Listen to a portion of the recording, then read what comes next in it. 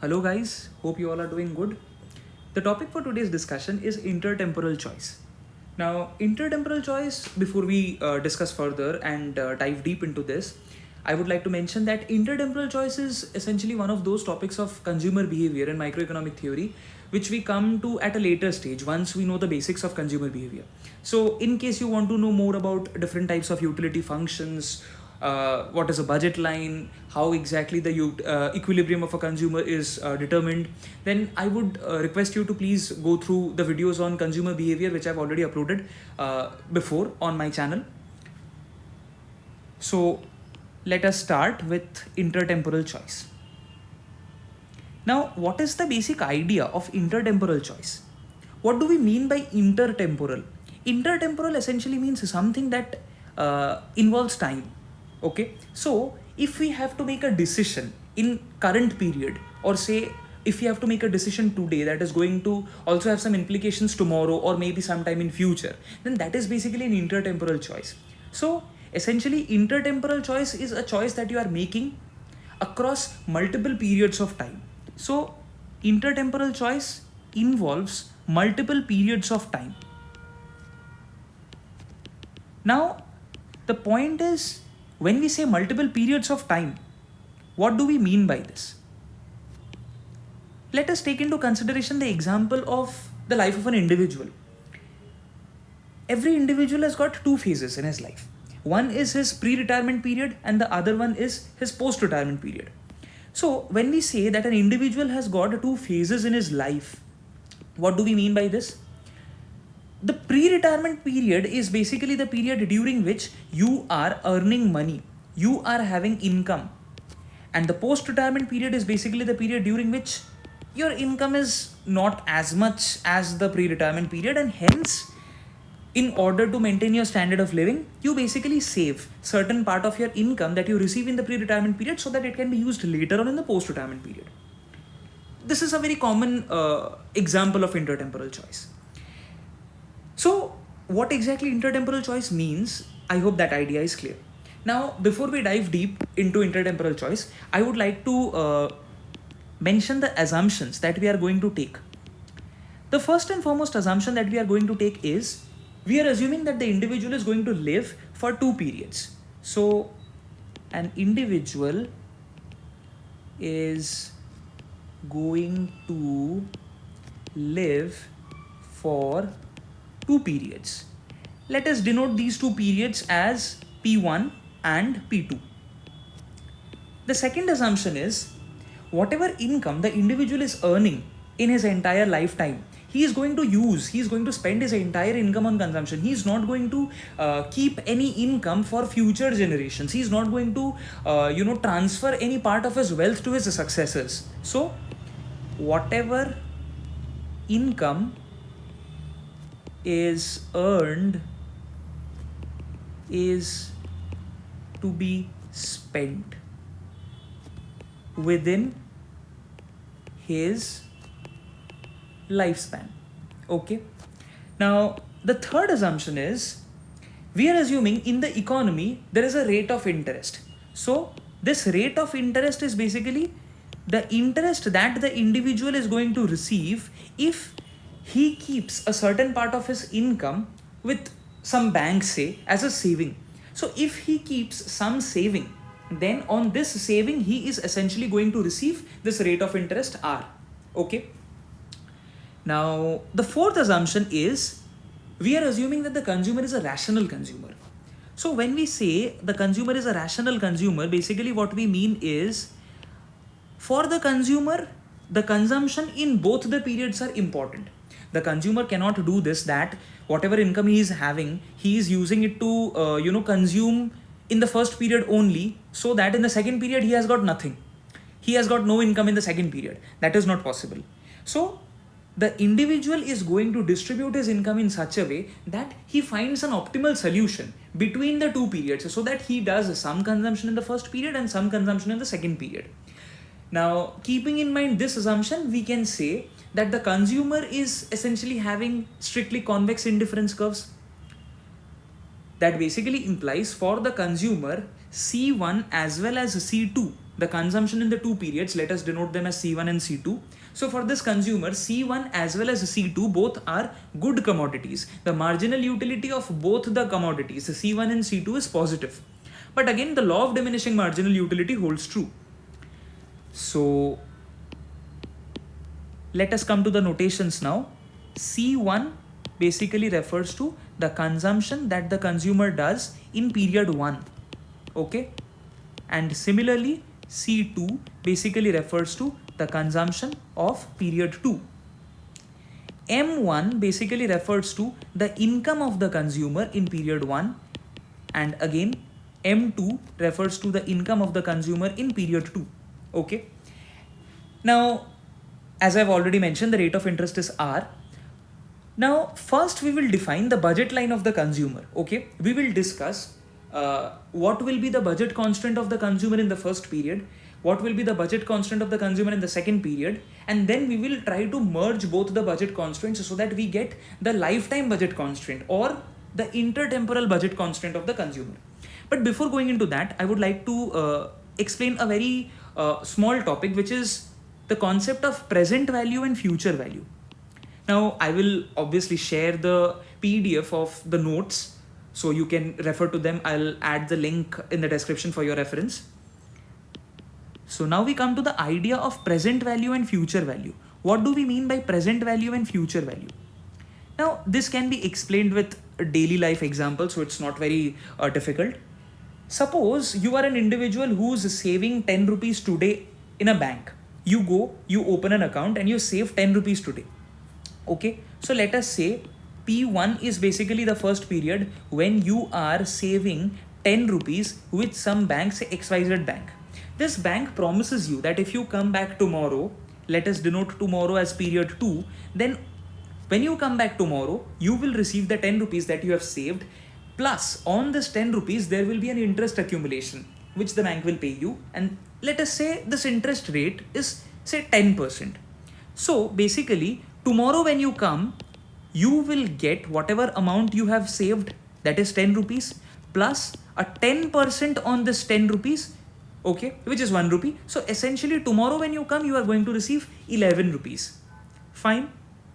So on the basis of this example, can I say that 10 rupees today is equivalent to 11 rupees tomorrow?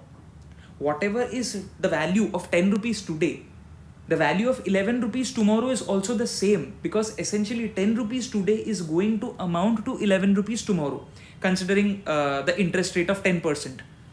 So I can say that the future value of 10 rupees today is 11 rupees. I hope this is clear.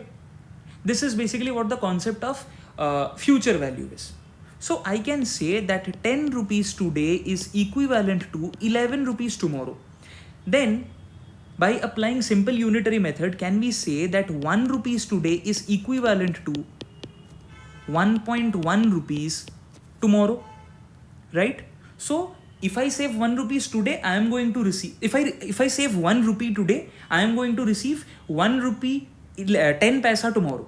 So 1 rupee today is equivalent to 1.1 rupees tomorrow, or in other words, the future value of 1 rupee is 1.1 rupees tomorrow. Now we can explain the idea of present value from here itself. So basically what are we getting? 1 rupee today is equivalent to 1.1 rupee tomorrow. Fine. Now if we just change the time period of reference, then automatically we will be able to derive the idea of present value from here. If I just write this statement in a different fashion, can I say that 1.1 rupees tomorrow is equivalent to 1 rupee today? So 1.1 rupees tomorrow is equivalent to 1 rupee today. The first statement that I just wrote, that basically tells us what the idea of future value is. The future value of 1 rupee today is 1.1 rupees tomorrow. in a similar fashion, the second statement basically tells us that the present value of 1.1 rupees tomorrow is 1 rupee today. This is what the idea of future value and present value is, and this is actually important from the point of view of intertemporal choice. So this is basically what the idea of present value and future value is. Now, if you just write this in a more generalized fashion, can I say that if I want to find out the future value of 1 rupee today, that will be 1 into 1 plus r tomorrow? So the future value of rupees 1 today is 1 into 1 plus r tomorrow, where r is the interest rate. In our example, r was 10%, hence we were getting 1 rupees and 10 paisa. Okay, and in a similar way, I can also say the present value of rupees 1 tomorrow is 1 by 1 plus r today. Again, this is a simple unitary method. In the example that I just wrote, if you see, 1.1 rupees tomorrow is equivalent to 1 rupee today. So I'll just apply unitary method. 1.1 rupees tomorrow is equivalent to 1 rupee today. So how much will be the present value of 1 rupee tomorrow? This is nothing but 1 by 1.1, right? And 1 by 1.1 is nothing. If we generalize it, it is basically 1 by 1 plus r, where r is your interest rate, which in our case is 10%. So this is what the idea of present value and future value is, and this we will be using in intertemporal choice for the derivation of budget line basically. Now we come to the derivation of budget line. First we will discuss the budget line of the two periods separately, and then we will club it so that we can get the lifetime budget line of the individual. And in intertemporal choice, the budget line itself is the most important concept that you need to understand, because eventually we will see how changes in the budget line are going to affect the decision that the individual is taking. And any shift or a rotation in the budget line is also basically going to have an impact on how much consumption or saving the individual is doing in the current period and how much consumption is doing in the future period. So now we come to the budget line. First, let us discuss the budget line of first period. Okay, period 1. Now, as I've already mentioned, in this period, the income of the consumer is M1. So M1 is basically the income of the consumer in period 1. C1 is basically the consumption of the individual in period 1. Rate of interest we have assumed is equal to R, and we are assuming the rate of interest is not changing. Then can I say that the savings of the individual in period 1 will essentially be M1 minus C1. Whatever income you are receiving, you are spending a certain part. So if I keep that amount aside, whatever is left, that is basically your saving. So this S1 is essentially your savings that you have for period 1, and this savings will provide you interest at the rate R, because you are going to keep the savings somewhere. So this is the budget line of period 1. Now we come to the budget line of period 2. Again, the budget line of period 2 is very simple, just like that of period 1. I have already mentioned that whatever income the individual is having, he is going to spend it entirely. So he is not going to save anything for his future generations. So can I say that C2 will basically be your entire income that you have left with you in period 2? Now what will this entire income be? Firstly, it will be M2, which is the income that you are receiving in period 2. But adding to that, there will be another component, and this component will be the savings that you have done, which was S1, which you saved in the previous period, plus the interest on that. So can I say that this savings will this amount will basically be S1 plus R into S1, where S1 is your principal amount that you saved and R into S1 is basically the interest amount that has accumulated over this period. So for period 2, this is what the budget constant is. My entire consumption in period 2 will be equal to my entire income that is left with me. Now we will do some basic calculations here. So from here, can I say C2 is basically equal to M2 plus taking S1 common, I can write it in this way. Now what we will do is we will just substitute the value of S1 from the constraint of first period that we have got. So here I can write C2 is equal to M2 plus 1 plus R into M1 minus C1. So I am just substituting the value of S1 from period 1's constraint, and I am getting C2 equals to M2 plus 1 plus R into M1 minus C1. Now if you just solve this further, you will get M2 plus 1 plus R into M1 minus 1 plus R into C1. And hence we can say 1 plus R into C1 plus C2 is equal to 1 plus R into M1 plus M2. This is basically the lifetime budget constraint of the individual. Or you can say this is the intertemporal budget constraint of the individual. Okay, this is the lifetime budget constraint. So this includes your entire consumption expenditure. It also includes your entire income. Now this budget line can be written in a different fashion. Can I say that this equation further boils down to C1 plus C2 by 1 plus R equals to M1 plus M2 by 1 plus R. I have just divided the entire equation, both the LHS as well as the RHS, with 1 plus R, and I am getting this. Now we already know, if we go back, we already know what the standard form of budget constraint is in case of consumer behavior. The standard form of budget constraint is what? The standard budget line, basically. If the consumer consumes two goods, say good 1 and good 2, then his budget line is P1x1 plus P2x2 equals to M, where M is the income of the individual, X1 is the quantity of good 1 that you are consuming, and X2 is the quantity of good 2 that you are consuming, P1 and P2 being the respective prices.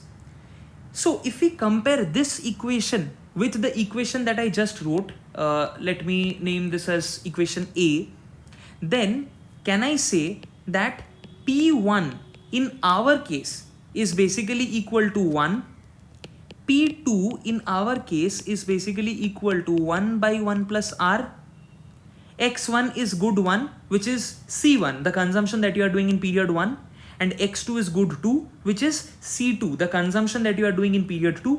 So I'll just write it here. X1 in our case is equivalent to C1, and X2 in our case is equivalent to C2. Also, the total income of the individual M, that in our case will be equal to M1 plus M2 by 1 plus R. Okay.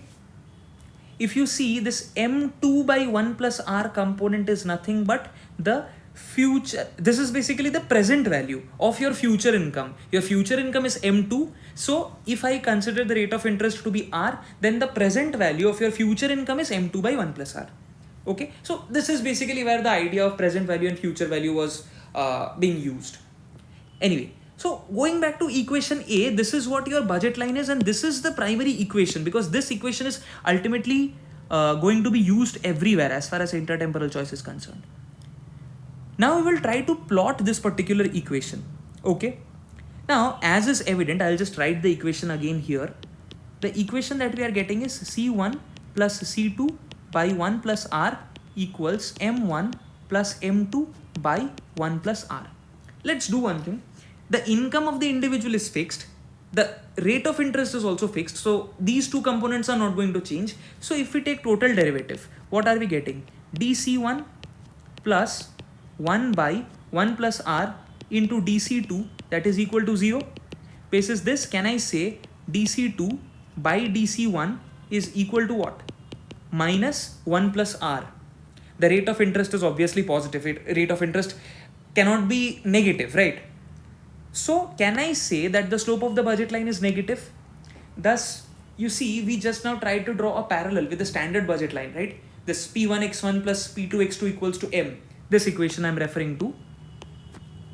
We already know the standard budget line of an individual is negatively sloped because the income of the individual is constant. So he cannot consume in such a fashion where he is increasing the consumption of both the goods simultaneously. If he increases the units consumed of one good, then he has to reduce the units consumed of the other good. in a similar fashion, we see that the intertemporal budget line is also negatively sloped. All right, and this slope is essentially minus of 1 plus r. If we take the absolute value, it is 1 plus r, and we know rate of interest is again that cannot be negative. So yeah, this is how the budget line looks like. Also, one more, so this is basically what the slope of your budget line is. One more point that needs to be noted here is, let us suppose this is the second property you can say of the budget line. I'll just write it here. Our intertemporal budget line is negatively sloped. The second point that needs to be noted is, what will be the vertical and the horizontal intercept? So let us suppose C1 is equal to 0. If C1 is equal to 0, then what will be the value of C2? The value of C2 will be M1 into 1 plus R plus M2, right? So this is basically an extreme case. If the consumer does no consumption in the first period, then he is basically saving his entire income of the first period, which is M1. So he will get an interest of R into M1 on that. This additional amount that he is getting will be used for consumption in the second period. So his second period's consumption will be M2 plus M1 into 1 plus R. That means his total income basically. In a similar fashion, I can write, if C2 is equal to 0, then what will be the value of C1? If C2 is equal to 0, then C1 will basically be equal to M1 plus M2 by 1 plus R. So if you don't do any consumption in the second period, you don't keep anything for the second period, then your consumption in the first period will be how much? It will be the income of the first period plus the present value of your future income, the present value of the income that you are going to receive in the second period, which is basically M2 by 1 plus R. So these are basically the two intercepts, the vertical intercept and the horizontal intercept of our budget line, intertemporal budget line.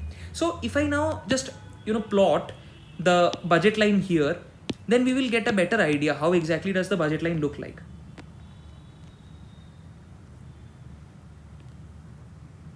So if we draw the budget line in such a fashion that we are having the consumption of first period in the horizontal axis, so this is where I'm measuring C1 and this is where I'm measuring C2, then my horizontal intercept will be equal to this value, M1 plus M2 by 1 plus R. Okay, so this is my horizontal intercept. Sorry. So this is my horizontal intercept, right? And similarly, this value will be my vertical intercept. Okay. So we have got our vertical and horizontal intercepts. So now we will just try to plot. So if we plot, okay, one more thing that can be noted here is, obviously the vertical as well as the horizontal, both the intercepts are positive because your money income is definitely not negative. Your money income is also not zero, we are assuming. And your rate of interest is also positive. Hence, we are getting the two intercepts, right? Okay. So let us suppose this is your horizontal intercept, which is M1 plus M2 by 1 plus R.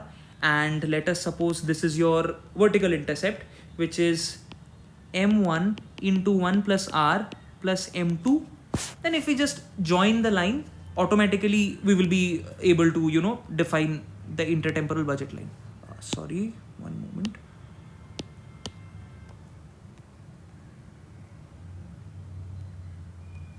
Yeah. So this is what the intertemporal budget line of the individual is. Let us call it BL for the time being. Okay. So this is how the intertemporal budget line of the individual looks like. Now we need to look at one more point here, a very important point. What is this point? This point is basically the endowment point. So before coming to the endowment point, I will write the equation of the intertemporal budget line again. Easy, you guys understand. The equation was C1 plus C2 by 1 plus R equals M1 plus M2 by 1 plus R. Now what is the endowment point? So let us take into consideration a situation where the individual is not saving anything or not borrowing anything in the first period. So whatever income the individual is receiving in the first period, he is using it entirely for consumption. That means C1 is equal to M1. Say, if C1 is equal to M1, then automatically can I say that C2 will be equal to M2? Because if C1 is equal to, my bad, this is not M2, this will be M1. 1 second. Yeah. So if C1 is equal to M1, then automatically from the equation itself, I can say, basically if I substitute the value of C1 equals to M1, what do I get? I will get something like this.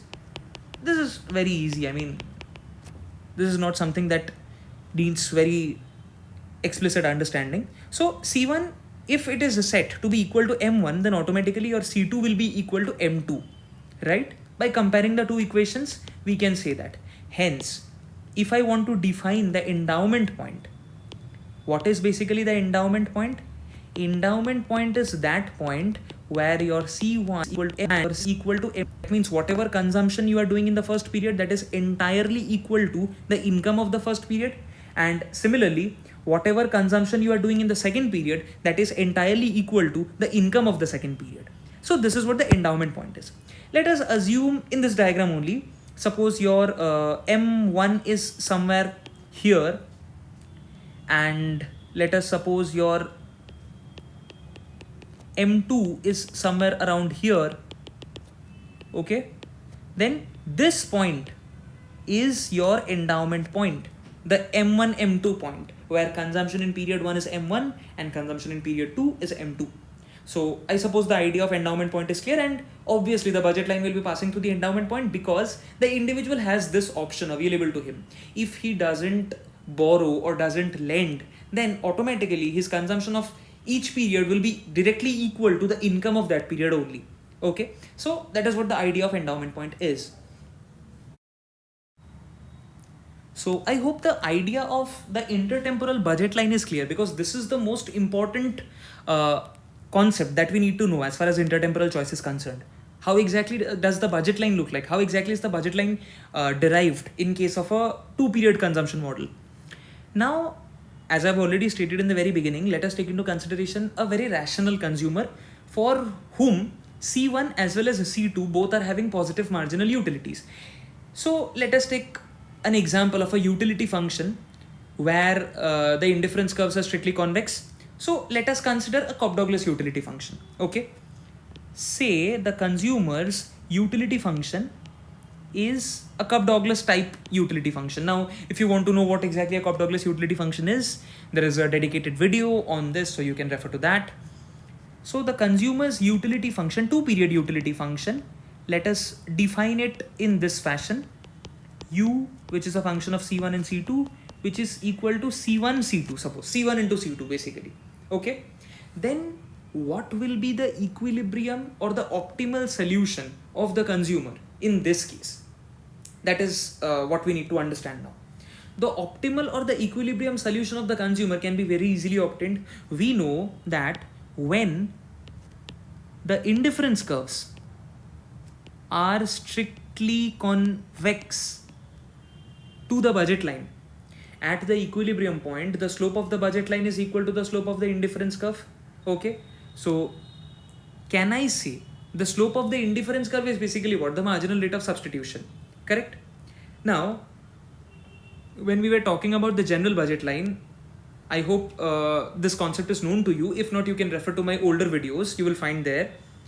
At equilibrium, basically MUX by MUY is okay when the indifference curves are strictly convex to the budget line, where MUX is basically the marginal utility that the consumer is deriving from good X, MUY is the marginal utility that the consumer is deriving from good Y, and similarly PX and PY are their corresponding prices. PX by PY is basically the slope of the budget line, and MUX by MUY is basically the slope of the indifference curve, right? So at equilibrium, these two will be equal, because we know at equilibrium the budget line is tangential to the indifference curve. So we will apply this concept here in our example. So for us, we know U is equal to C1 into C2. So if we take total derivative, what do we get? C1 dC2 plus C2 dC1. Now we know across a utility function, across an indifference curve, the utility doesn't change, the utility value doesn't change. So we know du is going to be 0. So if du is 0, can I write dC2 by dC1 is basically equal to minus C2 by C1, right? And obviously indifference curves are negatively sloped, strictly convex indifference curves like the one which we have considered, the Cobb-Douglas one. And that is what we are getting. The slope is essentially negative, minus C2 by C1. And we have already got the slope of the budget line. The slope of the budget line was, I'll just scroll up for your reference. Yeah. So we just now saw the slope of the budget line is minus of 1 plus R, and at equilibrium both will be equal because the budget line is tangential. Therefore, can I say that for a customer, for a consumer who's having a utility function like a Cobb-Douglas one, C1, C2, the equilibrium solution will be equal to what? C2 by C1 minus of C2 by C1 is equal to minus of 1 plus R. Hence from here I can write C2 by C1 is equal to 1 plus R, which implies C2 is equal to 1 plus R into C1. So your consumption in period 1 multiplied by 1 plus R, that is equal to your consumption of period 2. And this solution that we have got, we can set it in the budget line itself, and hence we will be able to find out the equilibrium values of C1 and C2, right? So we can just set this value of C2 in the intertemporal budget line and we will find out the solution. The equilibrium values basically of C1 and C2. Now we come to the next part of intertemporal choice, which is basically a continuation of this, where we will see what will be the decision of the individual, whether he is going to be a borrower or a lender, and how will the dynamics change in case the consumer is a borrower or suppose the consumer is a lender. Okay. Now, for this we need to see two cases just. The first case we are saying is when the consumer is a borrower. Okay. In the first period. Now, the borrows in the period, what do I mean? That means whatever consumption the consumer is doing in period 1, that is greater than M1, right? Because your income is M1. So if you want to consume more, you need to borrow, right? So C1 is greater than M1. I suppose this point is clear. Now, if C1 is greater than M1, then whether the consumer will operate at some point which lies to the right of the endowment point, or will he operate at a point which lies to the left of the endowment point. This we can see if we again try to plot the budget line, the intertemporal budget line that we had. Our budget line was looking somewhat like this. Here we took C1, here we took C2, and our budget line was somewhat like this. Okay. This intercept we already know. This intercept also we are already aware of. This was M1 plus M2 by 1 plus R, and this intercept was M1 into 1 plus R plus M2. Fine. And let us assume our endowment point is somewhere here. Okay. I am denoting it as E, where this is your M1 and this is your M2. So now we are trying to decipher this case where the consumer borrows in period 1. That means the C1 is greater than M1.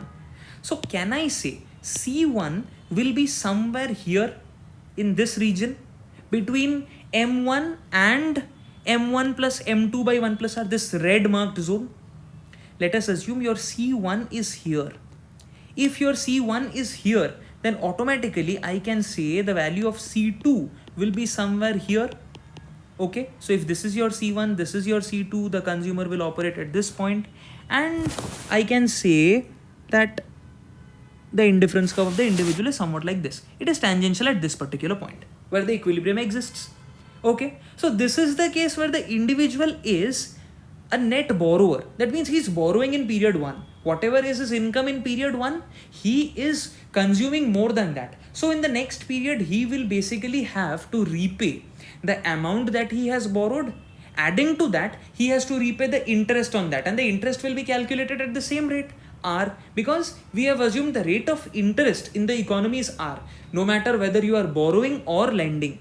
So this gap, the one which I have just marked, the red one between M2 and C2, this is the amount that you have to forego from your second period's income, as you have to repay back the amount that you had borrowed in first period, plus you have to pay the interest on that amount. Okay, so this is the situation when the consumer borrows in period 1. In a similar way, we can see the opposite situation when the consumer lends in period 1. That means the consumer is basically a saver in period 1.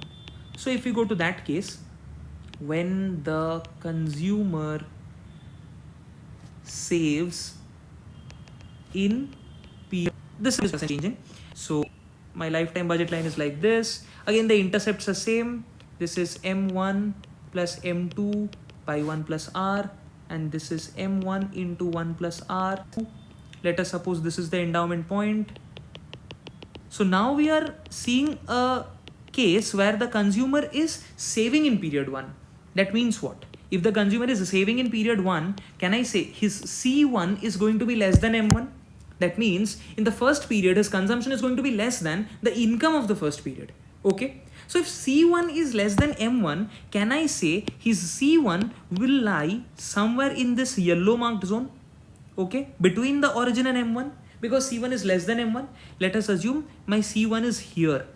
So if this is your C1, then this red marked zone is the amount that you are saving. This red marked zone is your M1 minus C1, the savings that you are doing in the first period. Alright. And if this is your consumption in period 1, then your consumption in period 2 will be how much?